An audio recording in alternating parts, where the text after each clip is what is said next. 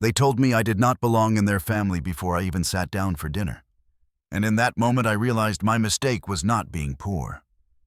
My mistake was letting them think I was easy to judge. I remember gripping the steering wheel of my old Subaru as I pulled up to the Ward estate in Greenwich. The place looked like a museum built for people who wanted the world to know exactly how rich they were.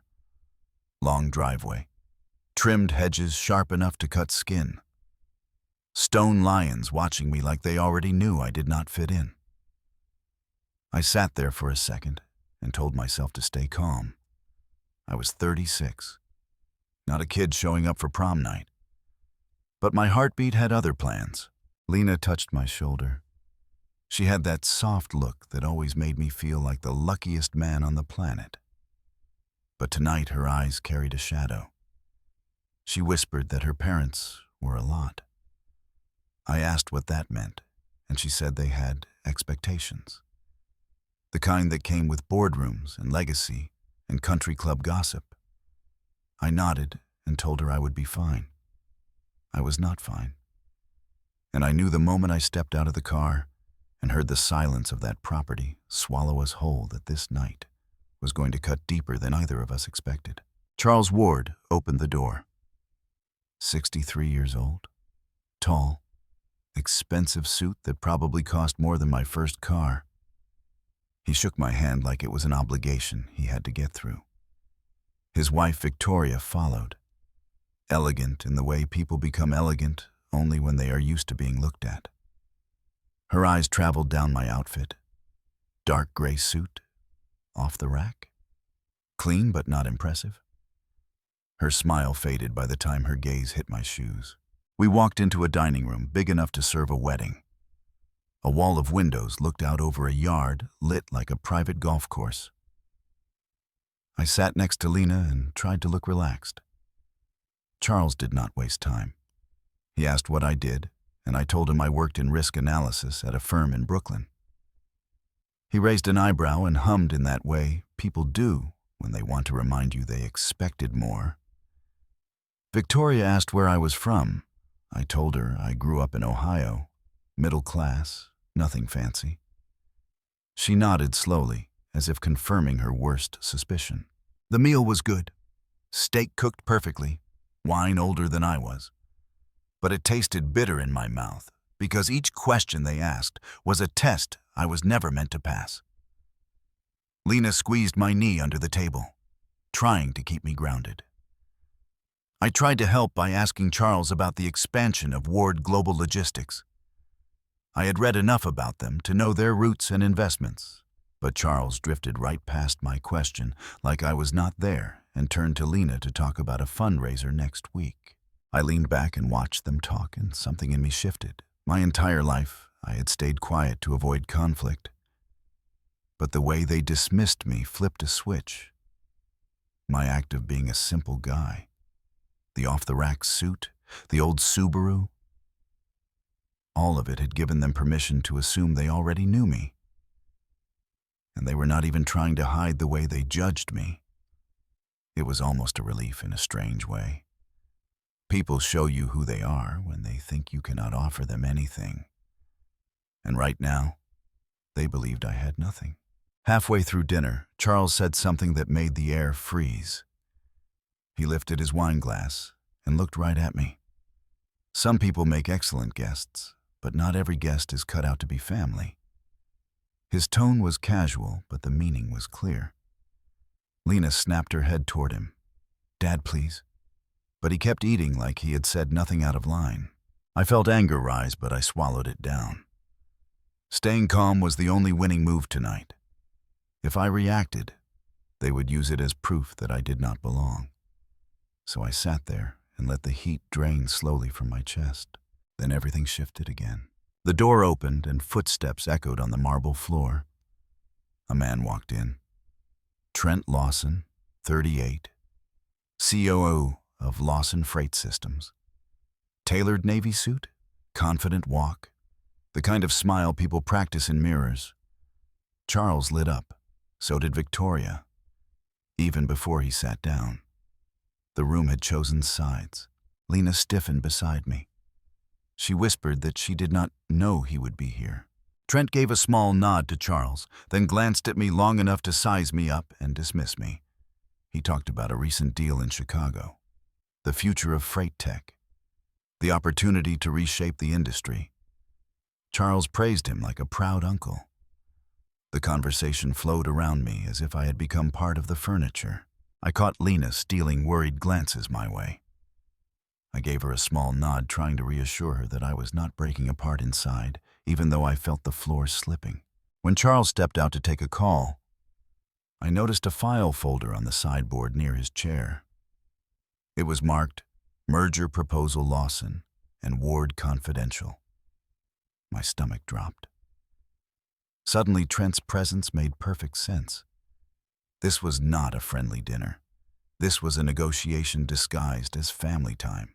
Victoria turned to Lena and said she and Trent made a striking pair. Trent smiled like he had already won something. I kept my expression neutral. But inside, something clicked tight like a locked gear. This night was never about welcoming me. It was about showing me the door.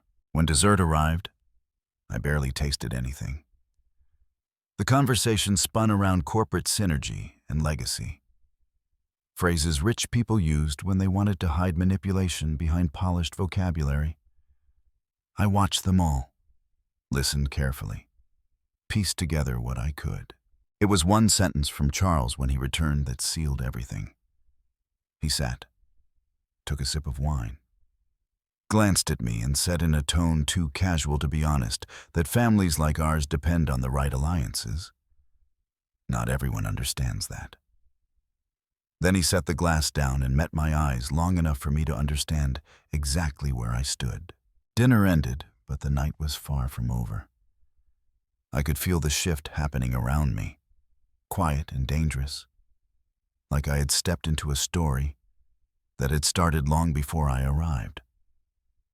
And as Lena and I walked back to the car, her fingers trembling in mine, I knew something had cracked open between her family and me. Something that would change everything once the truth behind this dinner finally surfaced. Lena slid into the passenger seat without saying a word. And for a moment we just sat there, listening to the quiet hum of the engine. I could still feel the weight of that dinner pressing against my ribs. Her fingers twitched like she was trying to hold on to something slipping away. I asked if she was all right. She said she was fine. But her voice cracked in a way that told me she was holding much more than she could carry. Before I could say anything else, movement in the side mirror caught my eye. Trent walked out of the house, laughing with Charles on the front steps. Both of them lit by the warm porch light, like a scene from a family photo. They looked too comfortable together, like they had been practicing that dynamic for years. Then Trent glanced our way and gave a small, smug lift of his chin, the kind of gesture you give someone you have decided is already out of the picture. Lena dropped her gaze and said she was sorry. I asked her what for. She shook her head and said that none of this was supposed to happen tonight.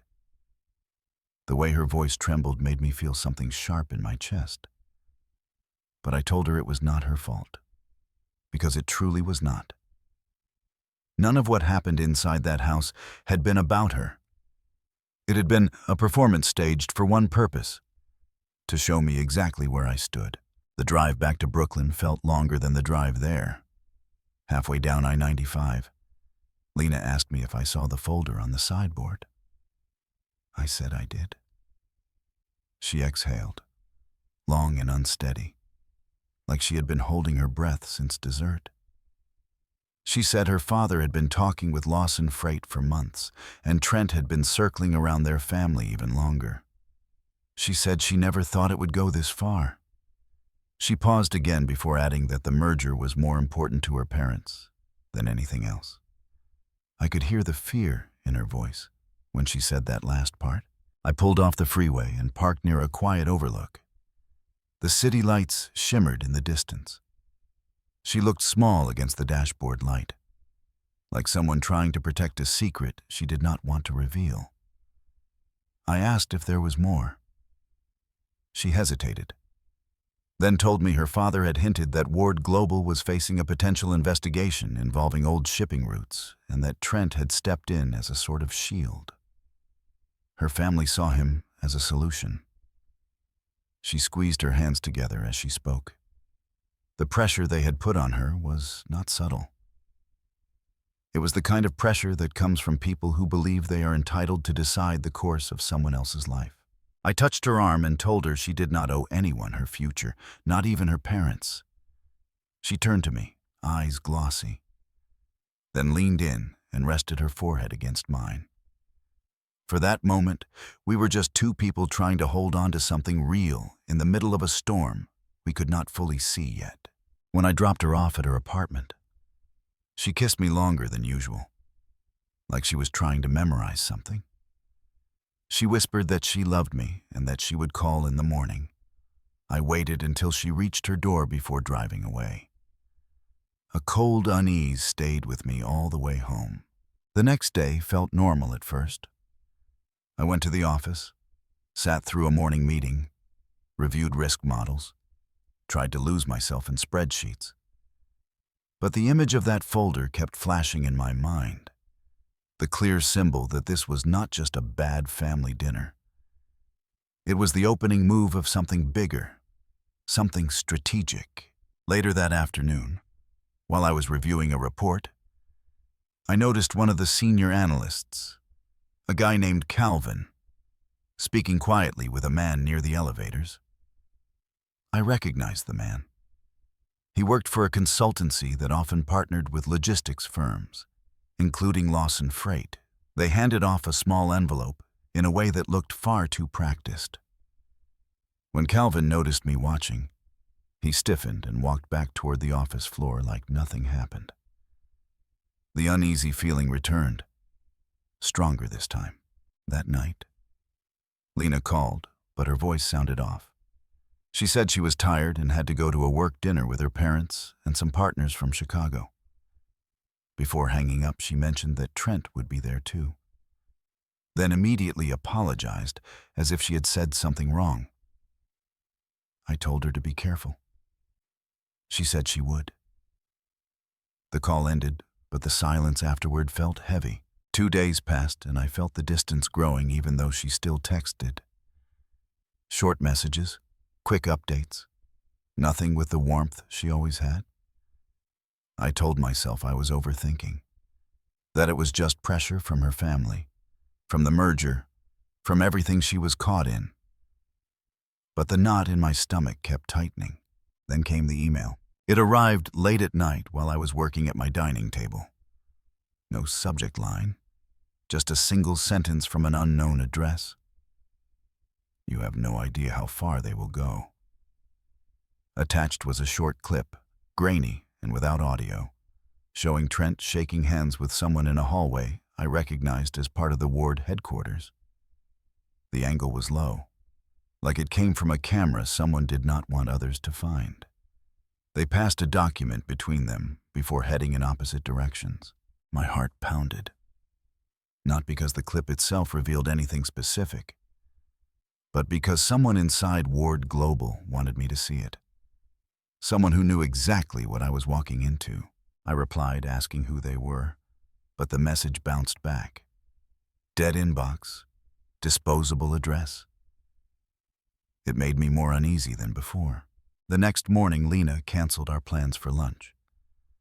She said her father needed her at a meeting. That was all. Just one sentence. It did not sound like her. Lena always explained things because she cared about how I interpreted her silence. This time, she did not. Early evening, I parked outside her apartment, hoping to catch her after work.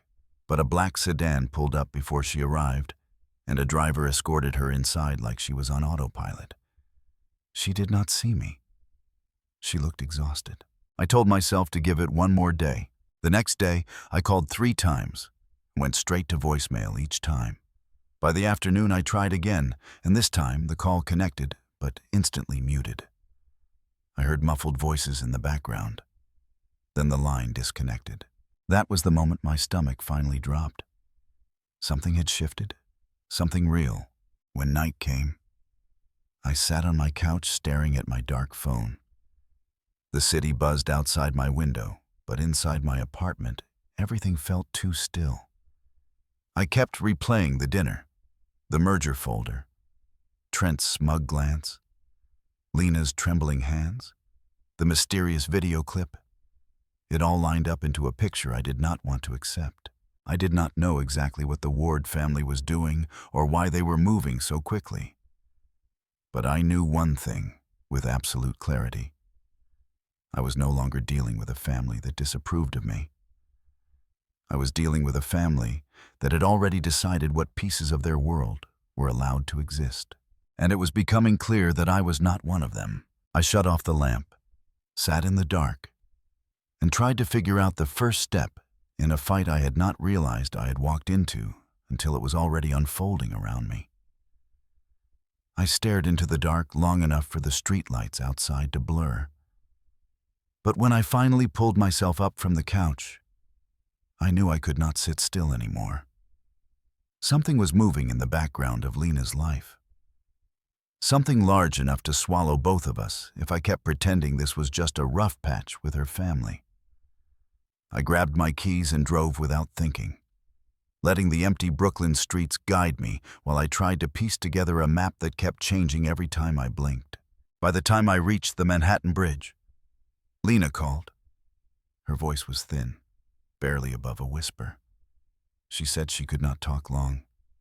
I asked if she was all right. She said she was fine. But I heard someone else in the background. Another voice, low and irritated. And then the line dropped again. I pulled over, gripping the steering wheel until my knuckles hurt. The feeling in my gut had shifted from unease to something colder. The following morning, I headed into work early, hoping routine would keep my head straight. It did not. Calvin, the senior analyst I had seen accepting that envelope, walked past my desk. He greeted me with a smile that felt practiced. His eyes flicked to my monitor a second too long, like he was trying to get a glimpse of whatever I was working on. I logged off immediately. He did not seem surprised. Later that morning, I stepped into the break room for coffee and caught part of a conversation. Calvin was talking to two other analysts near the vending machine. He did not see me. I heard him say something about Lawson people checking everything. One of the analysts asked why. Calvin replied that Ward Global had been sending mixed signals and that some folks wanted to make sure a certain fund in Brooklyn was not getting too curious. My name was never said, but the implication hit clean. I stepped back fast and left the room before they noticed me. Something was wrong, very wrong. Around noon, I drove to Lena's apartment building, hoping to catch her outside. But the concierge told me she had switched to using the service elevator reserved for privacy. That was new. He also said she had been coming and going with a company driver instead of her own car. Also new. I asked if everything was all right. He shrugged. The kind of shrug that said he knew something but was paid too well to say it. On my way back to the car, my phone buzzed. A text from an unknown number. Do not trust what you saw in that video. The truth is deeper. I stood frozen on the sidewalk while taxis honked behind me. Whoever this was, they had eyes on me. That night, Lena called again. This time her voice shook the moment I answered. She apologized for being distant and said her parents had been putting impossible pressure on her. I told her she did not have to explain anything, and that she could talk to me. She hesitated, then whispered that her father had warned her not to see me for a while. She said he was worried about legal exposure from old issues involving Ward Global, and that the best way to keep her safe was to limit outside contact. Outside contact. Like I was a liability. I asked if this had anything to do with Trent. She went quiet long enough for me to feel something twist inside my chest. Then she said she had to go. Before she hung up, she said one last thing. They want me to cooperate. I am scared. Miles. I barely slept. When the sun came up, I was still sitting on my living room floor replaying her words. Cooperate? With what? With who? I drove to a small coffee shop near Midtown, somewhere quiet enough to think. I kept trying to organize the puzzle pieces in my head. Ward Global facing an investigation. Trent showing up out of nowhere. Calvin taking instructions from someone connected to Lawson Freight. A merger proposal hidden in plain sight. Lena being pushed into isolation. Someone inside Ward secretly warning me. Everything pointed towards something coordinated. Something intentional. And I had no idea how deep it ran. I needed answers. So I swallowed my pride and called Charles. He did not pick up. I tried Victoria. Straight to voicemail. I tried Lena again. Nothing. I was walking back to my car when my phone buzzed. An email this time. No sender info. No subject. Just a PDF attached. I opened it. It was a copy of an internal Ward Global document signed by Lena. A shipping authorization for a foreign route connected to the same scandal Charles had hinted at. The date was from 2019. According to the signature, she had approved a shipment that later became part of a federal inquiry. But Lena had told me she never signed anything like that. I zoomed in and felt something sink in my stomach. The signature looked like hers, but off just enough to make my skin crawl. Whoever sent this wanted me to see how far Ward Global would go to protect themselves. Or worse, how they might be using her without her knowledge. I tried calling the number from the previous anonymous text. No response. Then, just before the call dropped, a voice whispered through the static. They are setting her up. Protect her. The line went dead. My heart thudded against my ribs like it was trying to break out. On the drive home, I replayed every moment from the dinner. The silence when I asked about expansion into Chicago. The way Charles ignored my questions about international routes, the tension in Lena's shoulders every time her mother spoke. It all clicked into place, each small detail forming the outline of a larger truth. Ward Global was drowning. They needed a lifeline, and Trent Lawson was offering one. But only under certain conditions. Conditions that required Lena. It was almost night when I reached my apartment. I walked upstairs slowly, trying to hold on to the last shred of calm I had left. When I reached my door, I saw an envelope on the floor. No stamp. No name. I tore it open. Inside was a single sheet of paper. 5 words written in rushed handwriting. She cannot fight them alone. I stared at the message for a long time. Someone was watching everything, and for reasons I could not yet understand. They were on my side, or they wanted me involved. Either way, this was no longer about a bad family dynamic. This was becoming a battle with rules I did not yet know. I sat down on the floor again, holding the paper in my hand, and felt the shift inside me solidify. Whatever the Ward family was hiding, whatever Trent Lawson was planning, whatever they were forcing Lena into, I was not going to back away from it. Not now. Not with the truth closing in from every angle. I finally exhaled, slow and steady, trying to settle the adrenaline running through me. I knew this night was not the end of anything. It was the start. I stayed on that floor until my legs went numb, trying to convince myself that I was overreacting, that this was still just a family pushing their daughter too hard. But the envelope, the emails, the altered signature, the sudden silence from Lena, All of it kept circling back like a warning I could not outrun. I finally stood up, turned on the shower, and let the water run over me until my head cleared. When I stepped out, the only thing left inside me was resolve. The next morning, I drove straight to Lena's apartment building. I waited in my car for nearly an hour, watching the front doors and the private drive. At some point, a black sedan with tinted windows pulled up, and a man in a company suit got out. He walked inside and came back out with Lena. She moved like someone exhausted, shoulders tight, eyes fixed on the ground. She did not notice me. When the driver opened the rear door for her, she hesitated for half a second like she wanted to say something to someone who was not there. Then she got in. The car pulled away. I followed at a distance. The sedan drove to a downtown hotel where Ward Global often hosted business dinners.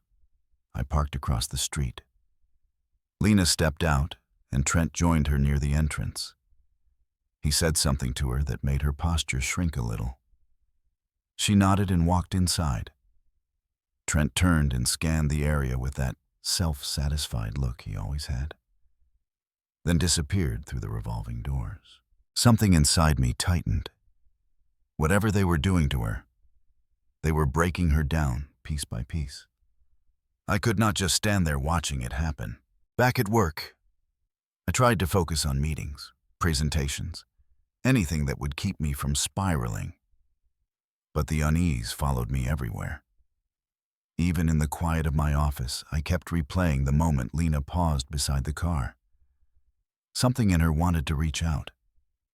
Something in her was still fighting. It made me feel responsible for not doing more. I was packing up to leave when my phone buzzed. Another unknown number. This time, it was a text. "Do not go to Ward HQ. They know you are watching." I typed back asking who they were. Nothing. I tried calling. No answer. The number disconnected moments later. I locked my phone, grabbed my coat, and left before anyone else on the floor could see my face. I rode the elevator down with the uneasy feeling that someone was keeping closer tabs on me than I had realized. By the time I reached my apartment, it was already dark. I tossed my keys on the counter, sat down at the table, and folded my hands like I was bracing for another blow. It came sooner than expected, a soft knock at the door. Not a heavy knock, not urgent, just deliberate. I opened it, expecting a neighbor. Instead, I found a delivery envelope with no return label. I tore it open. Inside was a single handwritten note. "Stop calling. Stop showing up. This is hurting everyone. I am sorry." The handwriting was Lena's, but like the document from earlier, something about it felt forced. The letters were uneven. The lines trembled. Lena's writing was always steady, always calm. This was the handwriting of someone under pressure. I sat down slowly, reading the message again and again. I knew why it had come. I knew exactly what they were doing. Isolation was the oldest trick in the book. Cut her off, feed her half-truths, keep her under constant monitoring, tell her what consequences could fall on me if she pushed back. It was control disguised as protection. I leaned back and stared at the ceiling until my chest stopped burning. They were not trying to keep us apart for emotional reasons anymore. This was legal, strategic, calculated. I needed more information if I was going to help her. Information meant risk. I accepted that. The next morning, I drove to Ward Global's headquarters in Chicago. I did not go inside. I parked across the street near a construction zone and watched the building. Office workers moved in waves. Executives stepped out for lunch meetings. Delivery trucks rolled in and out of the underground dock. And there, near the employee entrance, I saw the same man who had delivered the envelope to Calvin at my office. He was speaking with someone holding a Lawson Freight security badge. Pieces of the puzzle clicked louder. I sat there until a familiar figure walked out. Jared Holt, the operations manager who had warned me before. He looked around nervously, then hurried across the street to the parking garage. I followed on foot, keeping my distance, and caught him just as he unlocked his car. Jared froze when he saw me. His eyes darted like he was weighing the risk of running.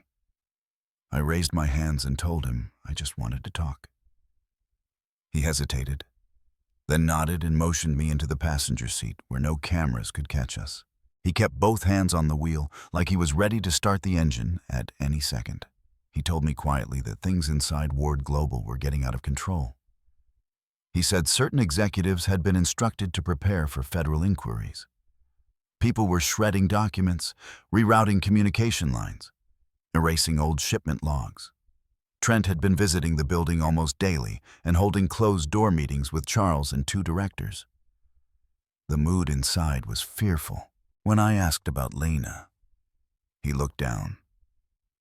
He said she was being pressured into playing a public role for stability, that her presence at events was meant to calm investors. She had been told that any misstep would put her father and the entire company at risk. She was trapped by the fear of what might happen if she resisted. The more he spoke, the worse it got. Jared leaned closer and lowered his voice even more. He said he had overheard something about using Lena's old authorization signature as leverage. He said Trent had mentioned cleaning up the 2019 records and that Charles had agreed to let the narrative fall in whatever way protected the company. I felt my jaw lock. They were preparing to make her the scapegoat if their past caught up. I asked him why he was telling me all this. He looked me straight in the eye and said he had a sister who had been manipulated by a corporation she trusted, and he watched it ruin her life. He was not going to stand by and watch the same thing happen to someone else. Before I could thank him, he put a hand up and told me not to contact him again. He said people inside were already suspicious of him after he had sent me those earlier warnings. He started the car and drove off, leaving me standing in the cold underground lot with a sick feeling twisting through my stomach. I walked back to my own car slowly, trying to make sense of everything. The farther I drove from the building, the more the truth solidified. This was not an internal crisis for the wards. This was a coordinated salvage operation. And Lena was the currency they were willing to spend. By the time I reached the freeway, the sun had started to slip behind the skyline. My phone vibrated beside me. Another message from the same unknown number as before. They are accelerating plans. Do not wait. I stared at the screen. My pulse climbed. My grip tightened on the wheel.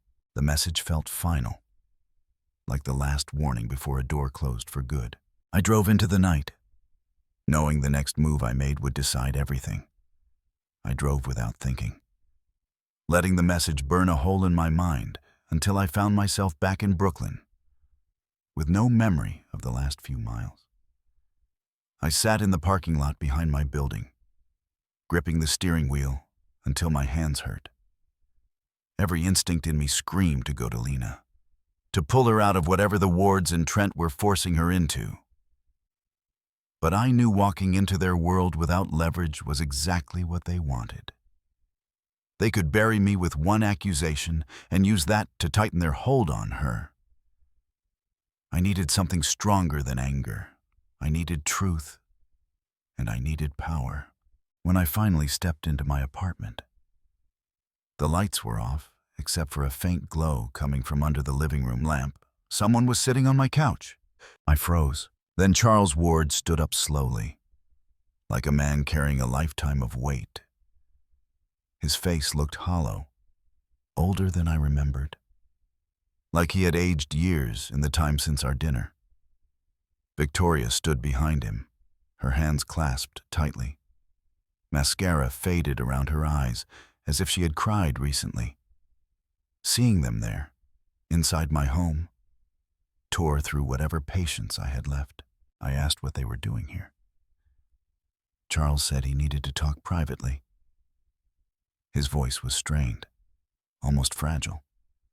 It was the first time I had ever heard the man sound human. I told them they had 60 seconds. He nodded like he expected that. Charles said Ward Global was collapsing faster than he could control. He said several banks had withdrawn short-term credit lines. Federal regulators had begun asking questions about their past shipping routes. He admitted that the merger with Lawson Freight was not a partnership, but a last resort to save his empire. Trent had promised protections and new capital in exchange for aligning the two families. He spoke the words like they tasted bitter in his mouth. I asked what that had to do with me. He sat down, elbows on his knees, hands trembling. Because the merger is falling apart, and because Trent is not who we believed he was.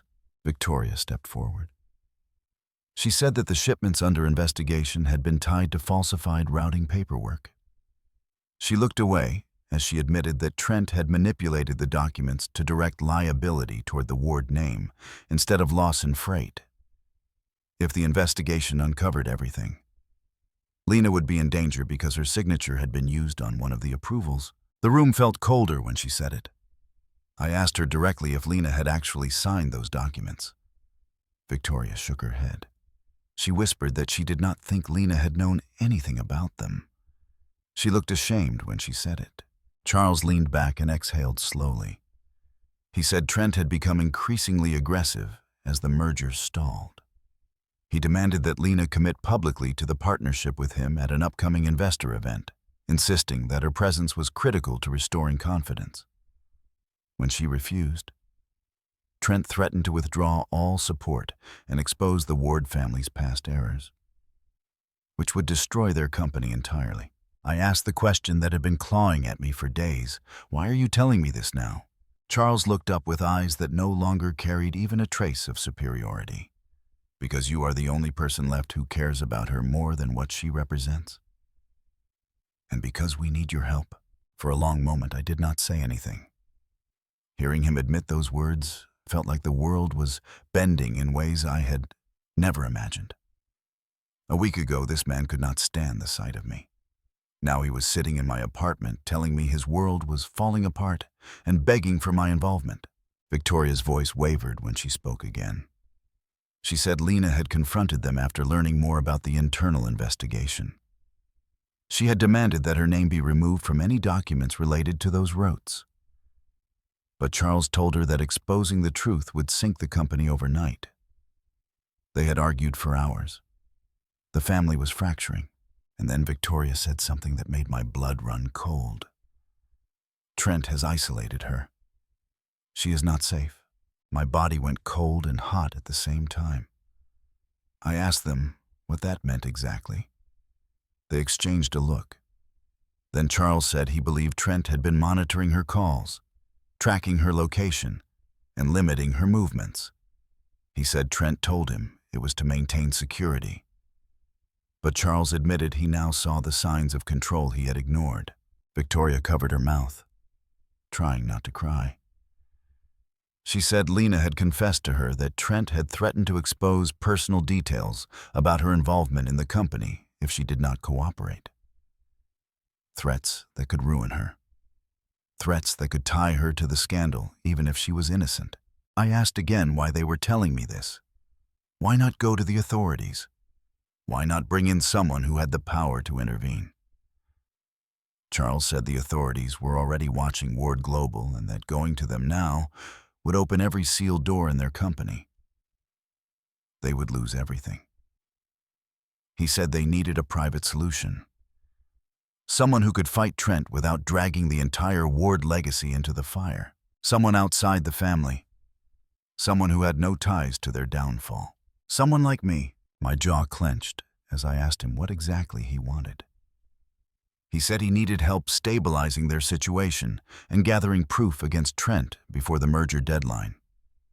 He wanted someone smart enough to understand the financial terrain and careful enough to uncover leverage quietly. He said he believed I could protect Lena in ways they no longer could. For the first time tonight, anger broke through the numbness inside me.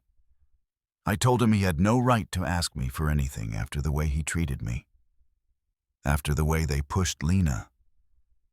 After the way they used her name and her future as a tool for their own survival. He lowered his head and said, "I am aware, and I deserve whatever judgment you give me. But right now, judgment does not save my daughter." The word daughter hit me hard. Not asset, not symbol. Daughter. Silence filled the room until Victoria spoke again. Her voice was barely more than a whisper. "Please. She loves you. She never wanted this. We forced her to let you go." The world around me blurred for a second. I asked what she meant. Victoria said Lena had begged to stay with me, but Charles threatened to expose my identity at Carter Ridge Capital if she continued resisting. He threatened to claim I was interfering in the merger, which would have dragged me into the regulatory storms surrounding Ward Global. They had used me as leverage against her. They had weaponized my existence to control her choices. My chest tightened.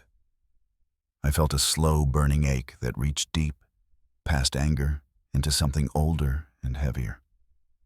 They took her away from me not because they thought she would be safer, but because they needed to control the fallout. Charles said quietly that this was his greatest mistake, and that he feared he might lose her forever. For a long time, none of us spoke. Then I asked them a final question. "What happens if she refuses again?" Victoria closed her eyes. "Trent will make sure she carries the blame. And once the investigation begins, it will be too late to undo it." Something inside me finally snapped into place. A clean line. A decision. I told them I would help, but only on my terms. Complete access to the internal records necessary for me to understand the scope of the problem. Freedom to restructure as needed. And Lena would be removed from Trent's proximity immediately. Charles hesitated, then nodded. He agreed to everything. They stood to leave, and I walked them to the door. Before stepping into the hallway, Charles looked back and said he might be the reason this all started, but he hoped I would be the one who ended it. When they were gone, the apartment was quiet again. But the silence felt different, heavier, because now I was stepping into their war. A war I never asked for. A war I could not walk away from. I sat down at the table, pulled out my laptop, and opened a new file.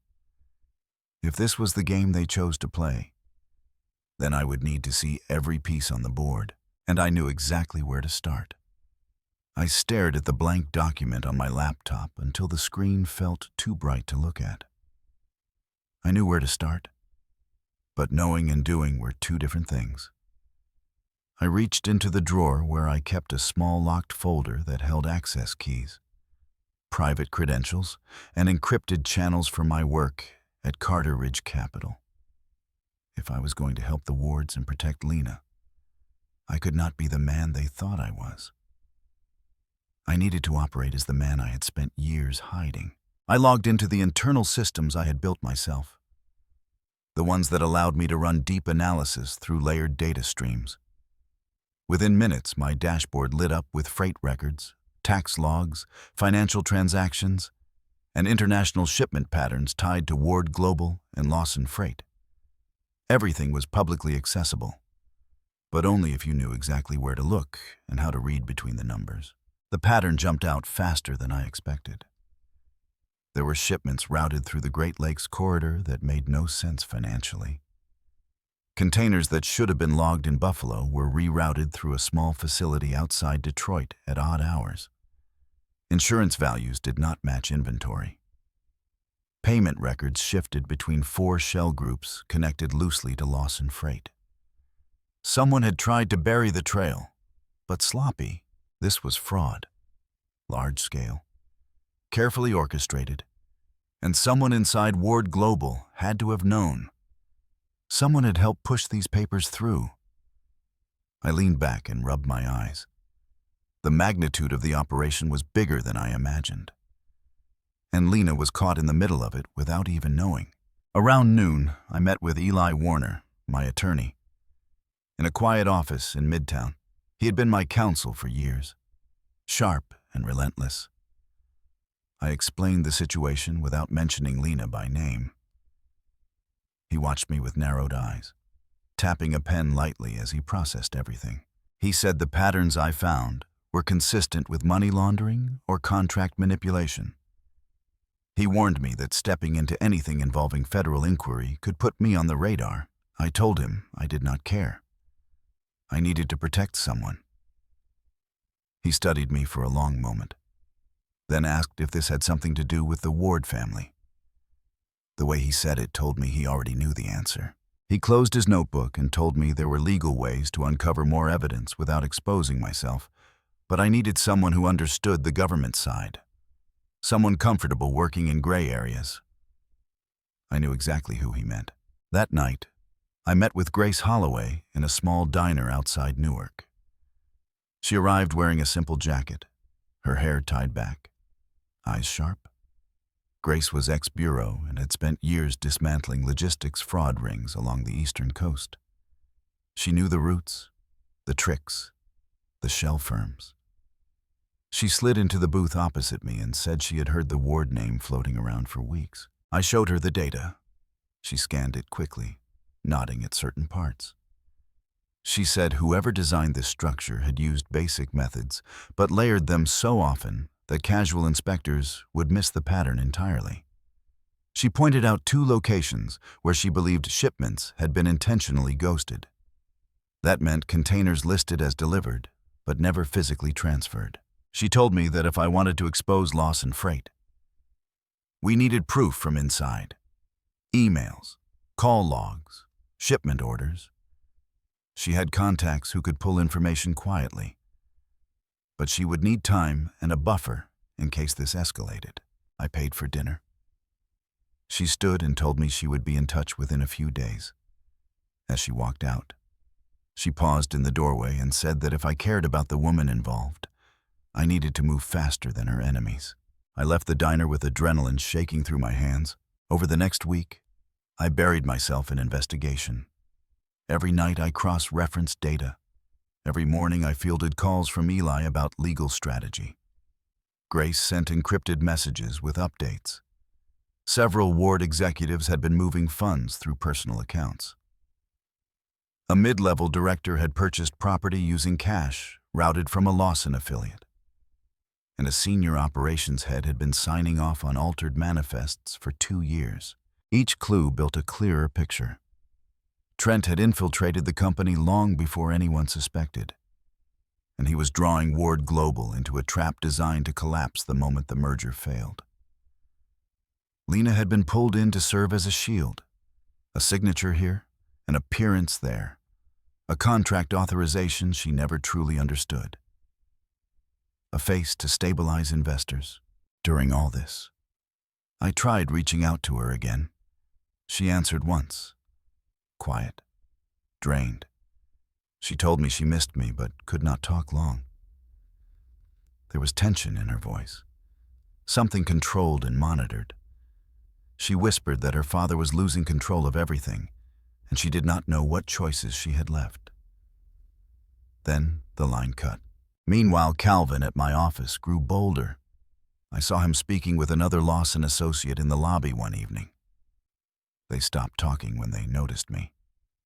Later that night, my system flagged an unusual login attempt on my secured workspace. Someone was probing my files. Someone who wanted to know what I knew. The next morning, I confronted Calvin privately. I asked him what interest Lawson Freight had in my work. He laughed lightly and said he did not know what I meant, but his eyes betrayed panic. He told me not to worry about things outside my scope. Outside my scope. That was the moment I understood he was reporting on me. I called Eli the same afternoon and told him to expect blowback. I also instructed my fund to run transactions through alternate servers so no one inside the firm could see what I was preparing. Days later, Grace sent me a location pin. A small storage facility outside Toledo where she believed altered manifests were being kept before destruction. She said the same director who had forged shipment logs had a unit there. I booked a red-eye flight and drove straight to the facility at dawn. The air smelled of metal and dust. Grace met me there, wearing gloves and holding a lockpick tool. She opened the unit door with calm efficiency. Inside were stacks of boxes labeled with random numbers. Nothing on them suggested their importance. But when Grace opened one, we found exactly what we needed. Paper trails, original manifests, routing sheets from 2019 and 2020, and at the bottom of one stack, a folder with Lena's forged signature. It hit me harder than I expected. Seeing her name used like a weapon made something ignite inside me. This was the proof I needed. The kind of proof that could destroy Trent Lawson and anyone helping him. We packed the evidence into secure containers. Grace told me we needed backups stored offshore. She said if Ward Global or Lawson Freight learned what we had done, they would try to shut us down fast.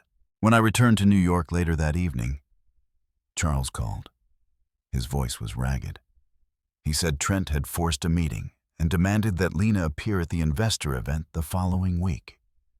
He said Trent told him that if Lena did not comply, he would let the investigation land squarely on her signature.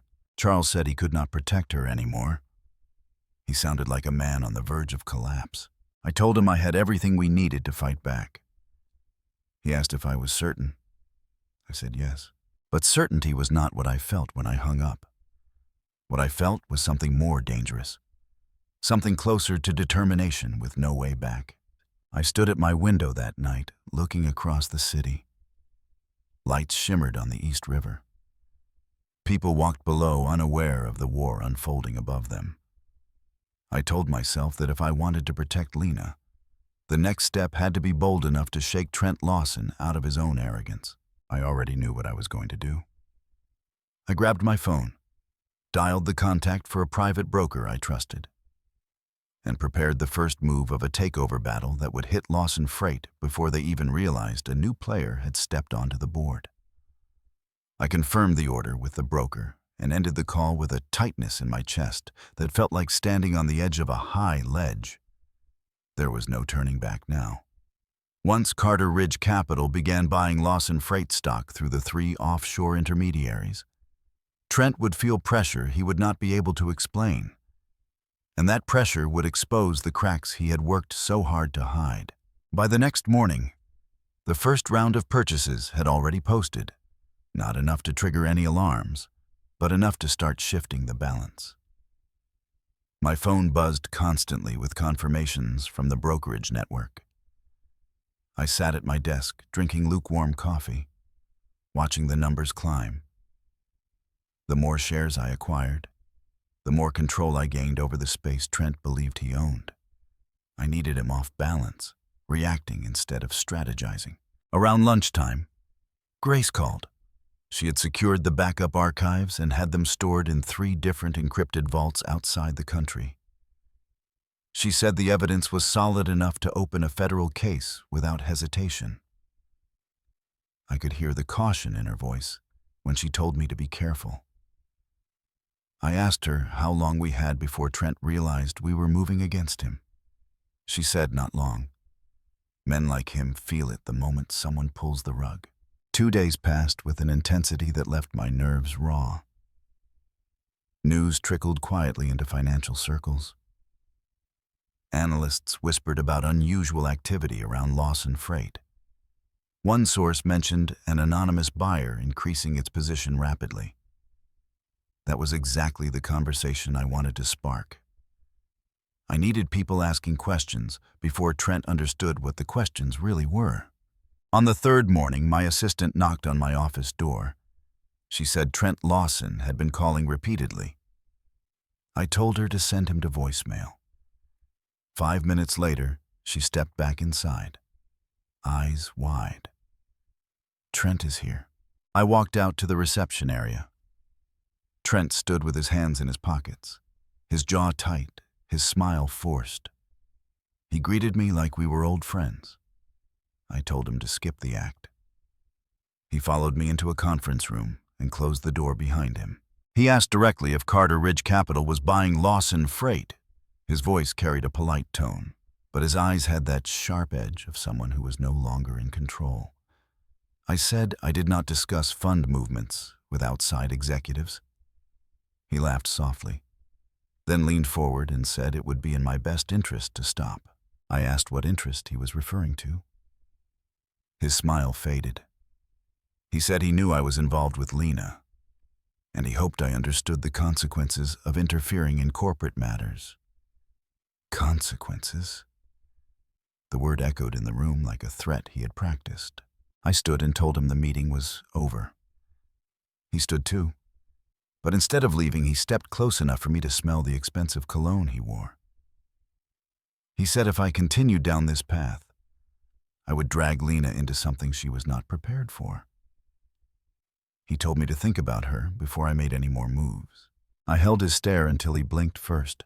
He left the building with a tight, angry stride. That evening, Grace called again. She said federal contacts had confirmed that a preliminary review of Lawson Freight had been triggered. She expected the investigation to escalate quickly once the right documents were delivered. I told her I was ready. The next morning, the headlines hit every major financial outlet. A leaked investigative report questioned the accuracy of Lawson Freight's shipping manifests and raised concerns about possible fraudulent activity along their northern routes. The article cited anonymous sources within the logistics industry. One of those sources had been Grace. The markets reacted instantly. Lawson Freight stock fell nearly 12% in the first hour. Calls poured in from investors demanding answers. The board called an emergency meeting. Trent tried to dismiss the report as market manipulation. But each time he repeated it, the strain in his voice grew sharper.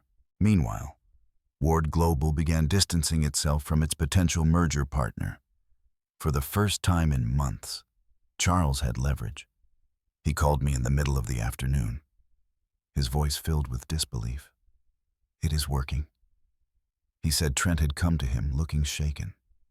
Something had finally cracked that polished exterior.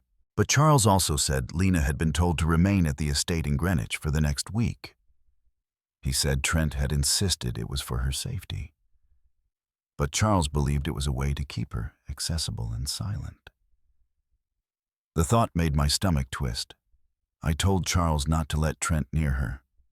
Charles said he would try. But Trent had become unpredictable. Later that day, I drove to Grace's office to finalize the dossier. The evidence we had compiled was overwhelming. Emails outlining false declarations, routing logs that contradicted publicly released manifests, financial transfers between shell companies tied to a single Lawson Freight executive, the falsified document with Lena's name on it. It was an airtight case. We printed everything and packaged it for delivery to the Federal Oversight Commission. We also sent digital backups encrypted through 3 separate channels. No one would be able to bury this. As we finished, Grace looked at me with a seriousness that settled heavily in the air. She said once this file reaches the commission, Lawson Freight will start to collapse from the inside. She also said men like Trent do dangerous things when cornered. I told her I understood. That evening, the conference room at Lawson Freight filled with board members and attorneys. I knew because half the financial news outlets had live updates. They said the board was pressing for answers, that the CEO was considering stepping back, that internal audits had been launched. Trent walked out of that meeting with a face so tense it looked carved from stone. I watched it all unfold on my television. But what I did not expect was the breaking news that came afterward. A second article had been published by another outlet, revealing not only the fraud, but identifying a handful of executives believed to be involved. 2 of those executives had ties to Ward Global. The implications exploded across every network. Markets trembled. Analysts speculated whether Ward Global itself would face inquiry. My phone rang again. This time it was Victoria. Her voice shook violently. She said people were calling the estate non-stop. Investors, reporters, attorneys. She said Trent was demanding to speak with Lena in private. Charles had to intervene. My pulse thudded as I told her under no circumstances should they let Trent isolate her again. She said they were trying in a but Trent was accusing them of sabotaging the merger. He was shouting, threatening, furious. Then she whispered that Lena was frightened. I grabbed my coat and left the apartment, heading straight for Greenwich. The drive felt endless. When I pulled up to the estate gates, security guards stepped forward. I gave them my name. They hesitated. One of them stepped aside to make a call. After a tense minute, the gate opened, and I drove in. The house looked different this time. The lights were bright, but the energy felt frantic. Inside, I found Charles pacing the living room, phone in hand. Victoria stood by the window, arms wrapped around herself. Trent was nowhere in sight. Before I could ask anything, Charles said that Trent had locked himself in his study after screaming at Lena. He had told her that if his company fell, she would fall with him, that she was complicit, that everything pointed to her signature. She had left the room in tears and had not come downstairs since. The rage that surged into my chest was unlike anything I had felt before. Charles swallowed hard and said he did not know what to do anymore. I took a deep breath. Steadying myself, I asked where Lena was. Charles pointed upstairs. I walked through the hallway, each step feeling heavier than the last. When I reached the top of the stairs, I saw a faint shadow under her bedroom door. I knocked softly. There was a small pause. Then the door opened just enough for her to see me. Her eyes were red. Her voice barely formed my name, Miles, before she said anything else. Footsteps echoed from down the hall. Heavy, intentional. I turned to see Trent walking toward us. His expression was cold and unhinged. His eyes locked on mine like he had been waiting for this moment. We stood there in silence. Three of us in a narrow hallway, thick with tension that felt ready to snap, and I knew the real confrontation was only seconds away. Trent stopped a few feet from us, and the hallway felt too narrow to breathe. His eyes were fixed on me with a kind of calm that was more dangerous than anger. Lena stood behind me, her fingers gripping the doorframe, trying to stay steady. The whole house was silent, except for the low hum of the air system and the sound of Trent's slow, intentional breathing. He said I had made a serious mistake. His voice was low and controlled, but something trembled underneath it. Something breaking. I stepped slightly forward so he could not see Lena without looking past me. I asked him what mistake he thought I made. He gave a small, humorless smile like he could not believe I was still pretending. He said I had ruined the merger, sabotaged his company, turned federal eyes toward his books, and turned Lena against him. I told him Lena had seen through him long before I ever stepped into her life. His smile vanished and his jaw tightened. He said everything could have been avoided if I had stayed in my lane. He said people like me always forget their place eventually. As he spoke, he stepped closer, and for a moment I thought he might actually try something. I felt Lena tense behind me. I told him firmly to back up. Maybe it was the tone, or maybe it was the fact that he saw I was not afraid anymore. But he paused, just long enough for the sound of footsteps behind him to cut through the tension. Charles appeared at the end of the hallway, breathing hard. Followed by two security staff, he must have called upstairs as soon as he heard voices. Trent turned his head slightly, and the momentary distraction gave me enough room to place myself fully between him and the door. Charles told Trent he needed to leave the house immediately. Trent laughed at that, a short, brittle sound. He said the wards were about to face the same investigation he was facing. He said they would all regret crossing him. The security staff moved closer, and Trent finally stepped back, though the fury in his eyes stayed locked on me. As they escorted him downstairs, he shouted that the story was not over. His voice echoed through the stairwell until the front door slammed and the house went still again. I turned to Lena. She looked shaken but relieved. She whispered that she felt like she had been holding her breath for days. I told her it was over, at least the part where she had to face him alone. She nodded and stepped into my arms, letting her weight sink against me.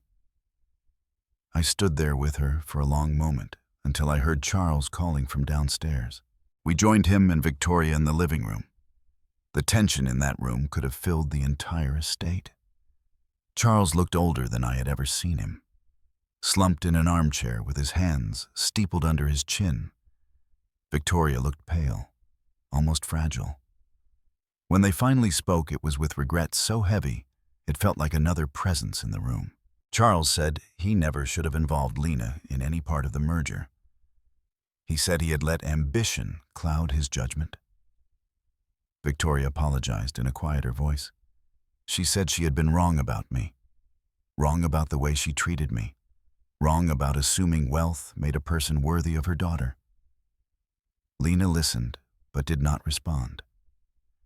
Her face held a mix of sadness and exhaustion.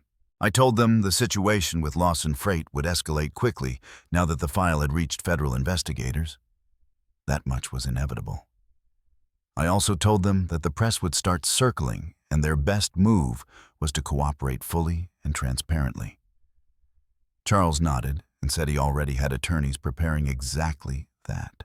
After a long talk, we agreed it was best for Lena to leave the estate for a while. She needed distance from the chaos and from everything Trent had tried to tie her into. Charles offered to arrange a driver. Lena shook her head and said she only wanted to leave with me. That sentence alone softened something inside me I had held tight for months. We left that night. I loaded her small bag into the back seat of my Subaru and watched her take one long look back at the house where she had grown up. She whispered that none of it ever felt like home. We drove away in silence for the first few miles. The air outside smelled like rain and cold pavement. She finally spoke and said she felt guilty for not seeing sooner what Trent had planned, what her parents had been willing to sacrifice. I told her she had been carrying other people's expectations on her shoulders for years, and no one thinks clearly under that weight. We reached my apartment in Stamford close to midnight. She followed me upstairs, sleepy, drained, but lighter in some way. She sat on the couch while I made tea in the kitchen. When I handed her the mug, she held it with both hands, like she needed the warmth. She said it still did not feel real that Trent had been exposed, that his business was falling apart. I told her that people like him live their whole lives believing consequences are for other people. Eventually, reality catches them. The next morning, my phone filled with notifications before the sun was up. News outlets were reporting that federal agents had raided Lawson Freight headquarters just after dawn. Interviews with employees described files being seized, servers taken, executives escorted out for questioning. One headline announced that the board had voted to suspend Trent from his role pending investigation. I showed Lena the article. She stared at the screen, shocked. She asked if this meant he would actually face charges. I told her the evidence was strong enough to carry a criminal case. She exhaled slowly and leaned against me. She said she finally felt like she could breathe again. A few days later, I drove her to a small lakeside town in New Hampshire. She wanted somewhere quiet, where she could stay while the dust settled. I helped her rent a cottage near the water, simple but peaceful, with big windows facing the lake.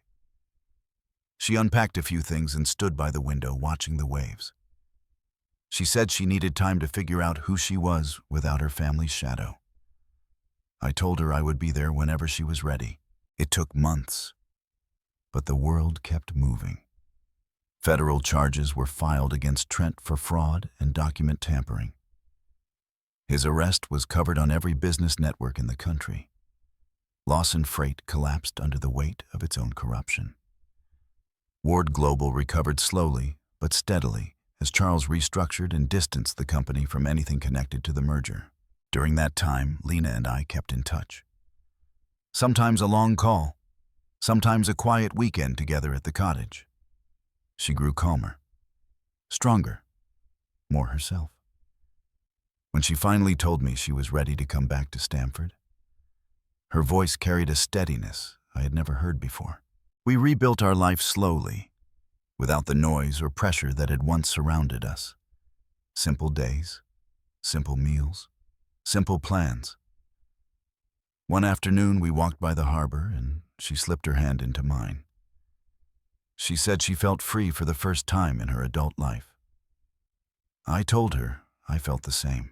The chapter of Trent and the Wards faded into something distant, something that shaped us but no longer defined us. We had survived the worst parts of ambition, betrayal, and control. What remained was something honest and earned. If you made it this far into our story and want to hear more stories like this one, where truth finally catches up to the people who run from it, stay with the channel, leave a comment, and share what part of this journey hit you the hardest. Your support keeps these stories alive.